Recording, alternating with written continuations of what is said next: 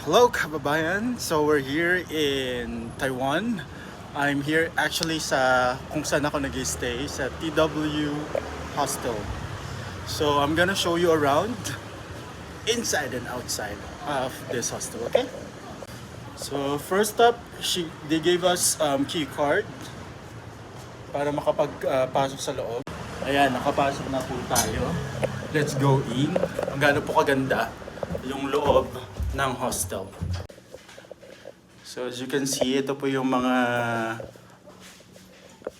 lalagyanan po ng mga gamit. Hindi ko man lalagay yung mga gamit ko. Ayan.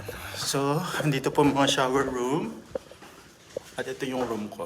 Let's go in. Ayan, nakapasok na po tayo. Tayo maingay. Ito po yung room ko.